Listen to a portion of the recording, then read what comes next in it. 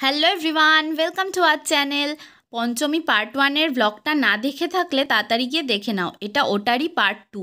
তো আমরা সেদিন খেয়ে দিয়ে চলে গেছিলাম প্যান্ডেল হপিং করতে। অনির্বাণের মা বাড়ি চলে এসেছিলো, আমি আর অনির্বাণ তাই ঠিক করেছিলাম গড়িয়াহাটের ওদিকে ঠাকুরগুলো দেখে নেব।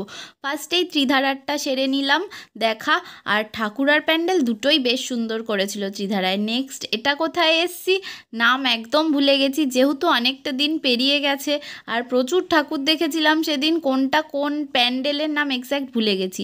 তারপর আমি এখানে ভিডিও করার চোটে লোকজনের সাথে ধাক্কা টাক্কা খেয়ে হাসাহাসি করছিলাম। আবার এখানে চলে এসেছিলাম বালিগঞ্জ কালচারালে। প্যান্ডেলটা আর ঠাকুরটা দারুণ সুন্দর করেছিল। আমার আর অনির্বাণের তো এটাও একটা ফেভারিট ঠাকুর হয়ে গেছে এবারের। আর তোমরা কেমন পুজো কাটালে, কোথায় কোথায় ঠাকুর দেখলে অবশ্যই কমেন্ট করে জানিও। আর দেখো ঠাকুরটা বেশ সুন্দর হয়েছে, ভীষণ মিষ্টি দেখতে হয়েছে মুখটা। ওপরের ঝাড়বাতিটাও বেশ সুন্দর দেখতে হয়েছে।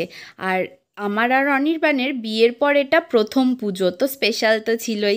নেক্সট আবার একটা প্যান্ডেলে চলে গেছিলাম, গড়িয়াহাটেরই ওদিকে কোথাও একটা, বাট এটারও নাম একদম মনে নেই। কিন্তু এটার যে থিমটা ছিল ভীষণ ইউনিক ছিল। আমার আর অনির্বাণের এটাও বেশ সুন্দর লেগেছে। তোমরাও আশা করছি অনেকেই দেখেছো, যারা দেখোনি তাদের জন্য ছোট ছোট ক্লিপ রইল।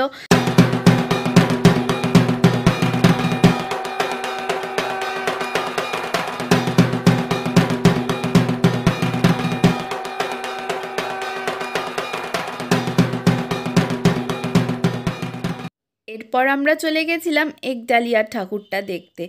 তো এখানে মোটামুটি ভিড় ছিল, আর ছোটোবেলার থেকে দেখে আসছি এখানে ট্র্যাডিশনাল মন্দির এরকম টাইপেরই প্যান্ডেল করা হয়।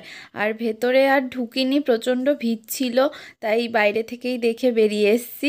তারপর অটো ধরে বাড়ির দিকে রওনা দিয়েছিলাম। আর এখানে ভূতের মতো হাউমাউ খাউ করছি অন্ধকারে অটোতে।